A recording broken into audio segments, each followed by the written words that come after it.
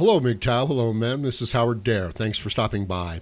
So, I want to ask the question, do you feel like there's a knife in your back? Because I do. And I've almost like always felt this way my whole life. Not my whole life, but most of my adult life, I felt this way from, I guess, like my mid-20s. And there's no physical knife in my back. Although I did have a dream once where I was, stabbed in the back. But anyway, it's very specific where it is. It's right above my right hip. Yeah, in the back. A little bit above, inside. That's what I've always felt like. And there have been times in my life where I've been very stressed out or, I felt sick and injured. And that's the exact area where I've like broken down in many instances. So it's fascinating, isn't it? So it's probably some sort of internal injury, like some sort of internal malfunction, like some sort of internal abuse of my liver or kidney or something like that, flaring up on a regular basis due to habits or even stress. And, that's how I experience it. I mean, what else could it be? Because I've had this thought, what else could it be? And it's occurred to me that it could be a series of thoughts. It could be a series of presumptions that I make about the world that become manifest in my body, right? So let's say that I just happen to have, and this is, the lighthearted time of the Howard Dare videos, right? This is the comedy section of a Howard Dare video.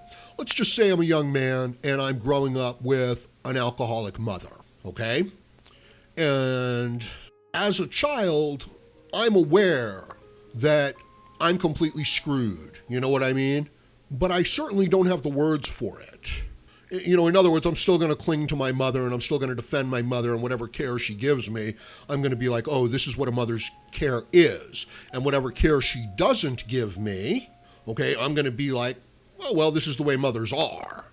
In other words, I'm not going to miss it so much as just think that this is the way things are. But in these types of instances that I'm talking about, this is not the way things are. You know what I mean? Mothers are not neglectful. They're not, just alcoholic, drunk, or consumed with drugs. They're involved in their children's lives, or ideally. So that's an assumption. Do you see what I mean? There's an assumption there of like, oh, this is the way it's supposed to be. And I can tell you from experience, right, that this is a very self-defeating situation. In other words, you give up hope internally. You recognize that, there's no good grade that you're going to bring home. There's no happy attitude that you're going to adopt as a child that's going to overcome these setbacks, right? And you're not going to have a normal life. You're not going to be able to bring your friends over, right? You're not going to be able to, your parent is not going to be able to go to schools, and interact with the teachers without there being some sort of problem, right? But as a child, you don't know. So you just assume that's the way it is. But of course, that's not the way that it is. And all of these difficulties, because of this assumption, they accumulate. And it becomes more and more difficult to dismiss or to just bear up and go along with whatever difficulties you're facing. And I'm talking about a neglectful alcoholic mother, but it could be an abusive boss. It could be somebody who just sees you as a utility. It could be, that you're in a relationship with a woman that just is using you for resources and stringing you along. And you know it, but you just don't want to face it. So this is what I'm saying is that eventually the child comes to understand, no, this is not the way it is normally, that other people don't have this situation. But what are you going to do, right? You're going to bitch and moan and complain? It's not going to help, right? No doubt you are, but it's not going to help. So what I'm suggesting is that the person actually just kind of like dismisses it and moves on.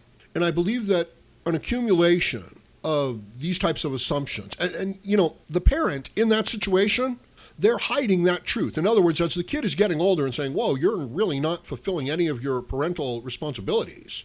You are really coming up short here. The parent is like, what the hell are you talking about? Are you, who's putting these crazy ideas in your head? Don't you love your own family? Right? It's a horrible situation.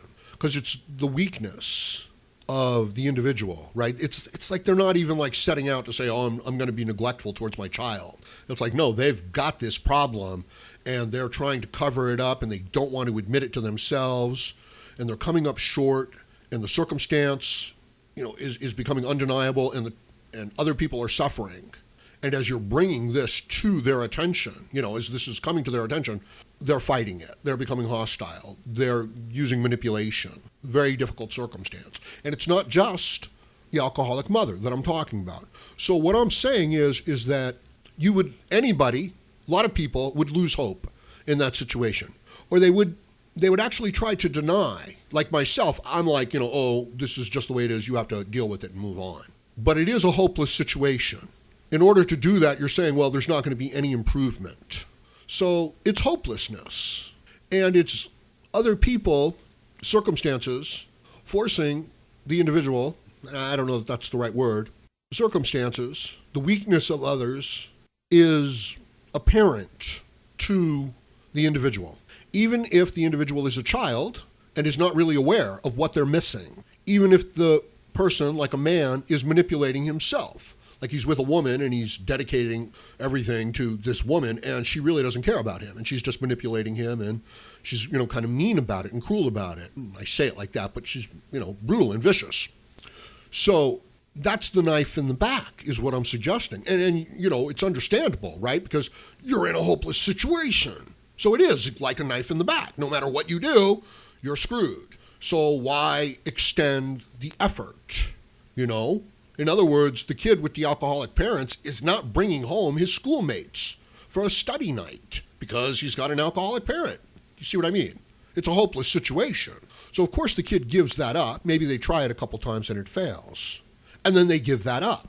And the going through life in that mode, in that condition, that's like a knife in the back.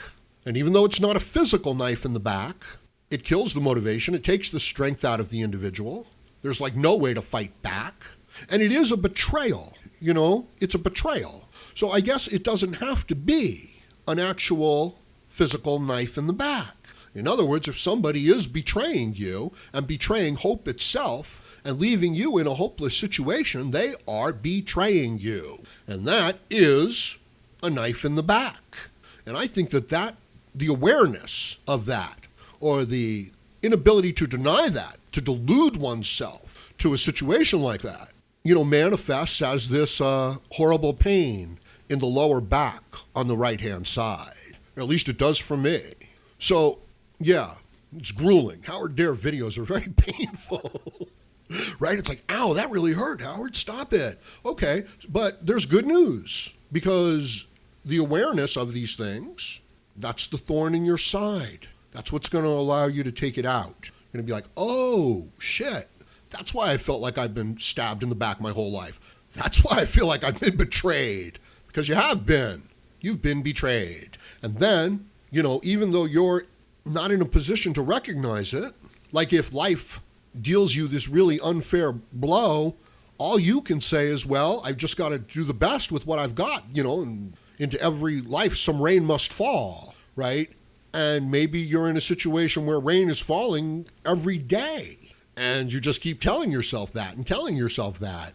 But it's the weakness and of the people around you in many instances betraying you to a hopeless situation. And you accepting and knowing, yeah, this is hopeless. What are you going to do, in that situation? What will you do with an abusive boss where you need to keep that job? And they don't care, right? It's like, well, I can only work, 60 hours a week. Like, they don't care, and they're perfectly willing to manipulate the circumstances and, to their advantage. Or an emotional relationship with a significant other or an ex-wife where you're dealing with, custody and child support, and they're just outright freaking, mean and vindictive and destructive. And when people are resentful, as women often are, they slip into this, deconstructive mode where they just rip you apart, where they find fault with everything that you do and they belittle everything that you do, and every bit of good you try to do, they impugn the motives behind it. Children do this as well, right? They're hurt, things like that. You can forgive the child, though, a little more. But, I believe the real danger is when you're in a circumstance like that, or the individual is in a circumstance like that, and they're not aware that they're being messed with and screwed with. And I believe that situation in life literally manifests itself like a knife in the back. So if you can be aware of these types of situations where people are trying to do this to you, where your own mind is doing this to you, you can get that knife out of your back, that knife of betrayal. It is a person facing the very things that they keep hidden from themselves that causes this pain of betrayal to manifest itself in the body. And I think it's perfectly logical that it manifests itself like someone, stabbing you in the back. Because I believe that is what's happening, or at least their weakness is causing a situation that's so desperate that it's hopeless for the individual. And that's the betrayal. You know what I mean? It's like, well, you're willing to help people. You're willing to shoulder through difficulty. But when somebody is just abdicating the responsibility for improvement within their own life, and they're putting that upon you, it doesn't work. That's the betrayal that I'm talking about. So try to recognize that situation. Try to get yourself out of that situation. It really is like when you're in a difficult emotional situation, it really is like, being drunk and being unable to really judge the situation properly, because you're dealing with the emotional abuse and damage of the situation while you're trying to make a clear-headed, reasonable, rational decision about the situation. So if you can, try to look at your life and pretend like you're a doctor or, a psychologist looking at the whole situation, detached from it. I don't think that'll work. I don't think I can do that either. Sorry, stupid idea. Bad idea. Scratch it, take it back. All right, forget about that. Yeah, this video, no good. It's over. Okay, I'm shutting it down. That's what I wanted to say about that. Let me know what you think about this in the comments section below. Please like, share, comment, subscribe, donate, and join me again, Howard Dare, as I plan to have more content for you. Thank you, MGTOW.